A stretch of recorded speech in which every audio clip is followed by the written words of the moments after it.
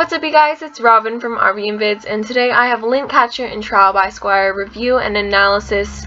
And these episodes kind of start off with Marco coming back to Muni, but Star isn't so sure about it, especially in Lint Catcher, and they kind of have to adjust to Marco, being back. And I mean, there's some negativity from both Marco and Star in these two episodes.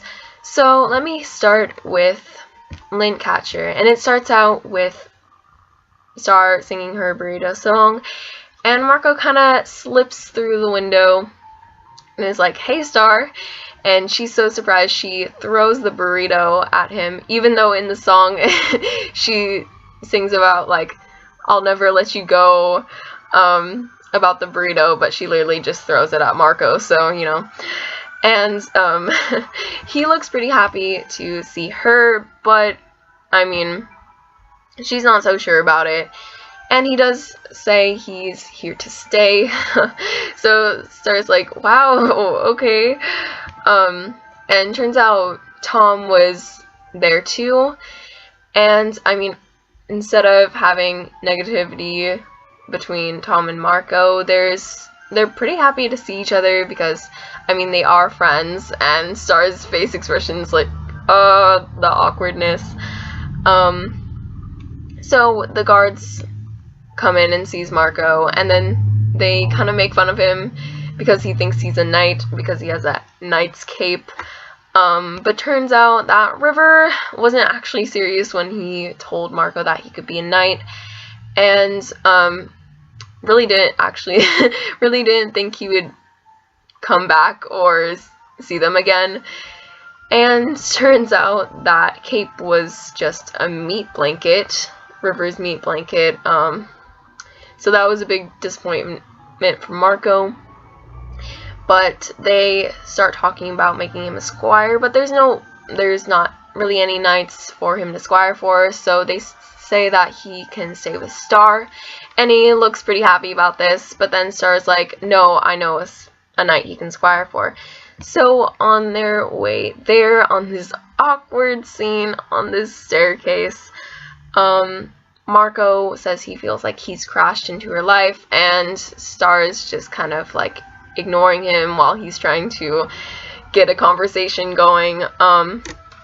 And Star asks him what Jackie thinks about all this, and he's like, well, me and Jackie broke up. And she's like, I'm sorry to hear that. So Marco goes on and asks her, so are you and Tom? And she immediately, like, automatically says yep. And Marco's like, what? Like, this face expression says a lot about what he's thinking. And basically they get to the laundry place, and he says he doesn't want to be down in the dungeon because he wants to be closer up to Star so they can, like, hang out and stuff. So when he says that and kind of complains about who he's squiring for, I mean, it shows that he didn't really come to Muni to become a squire or a knight. He came for Star. So that also relates to his feelings about the cape. I mean, he didn't really,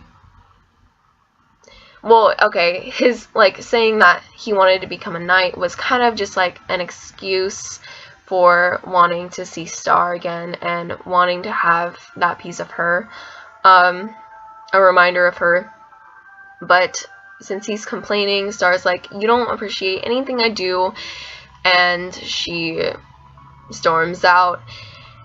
So the Knight of the Wash, who might be a recurring character, I'm not sure, tells him to go to the Lint Catcher as his first quest.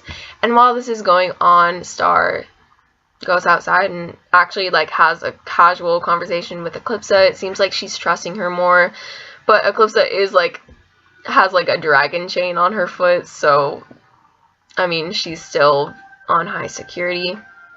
And Star kind of rants to her about Marco and how he's just dropping into her life without a notice.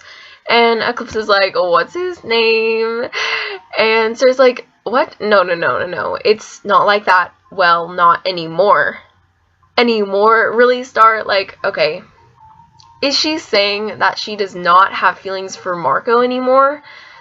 I mean, if you saw, like, whole season 2, Star Crushed, Battle for Mini, and Son of the Hoodie, especially Son of the Hoodie, you can see that Star loves Marco, especially, like, how she really did not want to let that disgusting hoodie go because it smelled like Marco, and so, I mean, like, I don't understand how her feelings could go away so fast, but, I mean, it seems like she's still confused about it, so, especially when Eclipsa asks her if she even wants Marco there, and she's like, yeah, no, yeah, and she's like, I don't know, so she's really not sure about anything anymore, but when she tells Eclipsa that he's squiring for the night of the wash, Eclipsa's like, that's the most dangerous part in the castle, he's gonna die.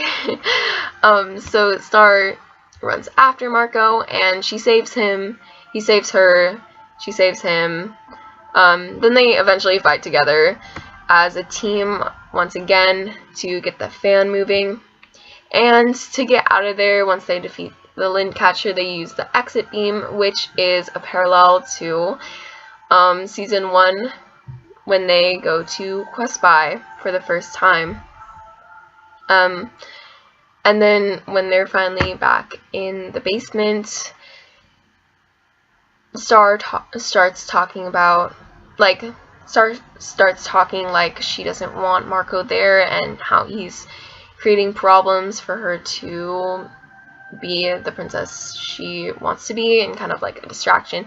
And Marco kind of takes the hint and offers and starts like, and I mean like starts going back to Earth, and Star's like, no, that's not what I meant. And turns out she wanted to make Marco's room using the bomb expand in the castle, so closer up to her. And Marco's really excited. Star's, I don't even know how to explain Star's face right now. Like, she's just in the feels, I guess. So Star starts declaring Marco her royal squire and says that to stay by her side in times of peace and danger, and to go clubbing with her, be her most trusted confidant. And Marco kind of sneaks some looks at Star with this light shined on her, but whenever Star would look back at Marco, he'd close his eyes again because he doesn't want her to see him staring at her. I think Marco has some explaining to do about his feelings. And then she goes on about nachos and for him to be her best friend as long as they both shall live. And Marco says, to agree, he says, I do. And I mean, this really reminded me of wedding vows, like, but as long as you both shall live, like, I do. I don't know if that was, it must have been intentional somehow. And, so Star's really happy about that. Both of them are really happy. And then Marco's like, wait, do princesses even have squires? And Star says, I'm a princess, I can do what I want. And remember, earlier in this episode, she basically said the complete opposite. Like, she said something like, even though I'm a princess, doesn't mean I can just do whatever I want. And that was before she talked to Eclipsa, where Eclipsa is more rebellious and was saying like, but can't you though? So you can already see that Eclipsa's influence is rubbing off on Star just in this one episode. So then we go to Trial by Squire, and Marco's all planned out, got a whole list of stuff he wants to go to, stuff he wants to get, and he meets some of the squires. This one's name is Higgs, and she might be a recurring character because she does show up a lot in this episode. And Star's face expression is similar to how we saw her in Nausea when Marco was trying to ask out Jackie.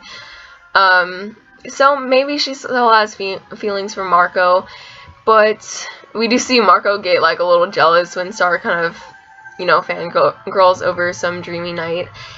And so they start the sale, and the other squires kind of sabotage Marco's wheels and take all the stuff before him intentionally, and he gets really stressed and comes up with a plan to go out of order, and Star's just like, whoa, chill Marco, it's not that big of a deal.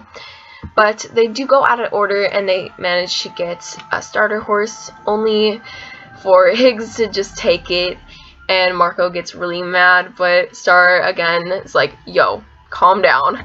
And then when Marco asks Higgs why she's doing this to him, she's goes on about like how she has to work hard every day to be a squire, and he just got his job handed to him because he's Star's boyfriend, which of course he denies. And I mean, but it's kind of true, like Marco really does get special treatment in Muni because he's close to Star, and a lot of people in Muni like have to like have it really hard, and then Marco kind of waltzes in from a different dimension and gets like a room in the castle and gets to be like Star's squire because he's close with Star. So there is a lot of truth there. And eventually Marco gets the armor wax, but in the process he trips Higgs, so Star gives it to Higgs. And Marco kind of has a bit of a breakdown and just says he wanted to get her the best stuff because he didn't want to make her look like a fool, and he wanted to show everyone that he was worthy of being her squire. But she pulls Marco out, and she explains to him that she's a princess, so she doesn't need all the stuff that knights are gonna need. And the whole point of making him her squire was so that they could just hang out and do silly stuff. So with 1 minute left on the sale, they get their basket full of the silliest stuff, and Star does get that palm tree thing that she wanted. We do see a Gravity Falls reference, and Higgs is like, yo, they're just getting random stuff, like, not cool. And when the cashier asks about if they really want those happy gnomes there, they say, yes, we do. At the same time, in sync, same face expression, and I think this is a reference to Blood Moon. Like we saw in Blood Moon, at the end, they were speaking in synchly, and eventually they look at each other and laugh, also like how they do in Blood Moon. And I mean, the Blood Moon is in the intro, so this is, I think it's definitely a possibility that this is directly related to the Blood Moon. But that's kind of all I have for this review and analysis. So if you liked it, give me a like, and then talk to me about some of the future episodes or some crazy stuff that's going on in Star Versus in comments down below. And then subscribe to stay tuned for more on my channel. Bye!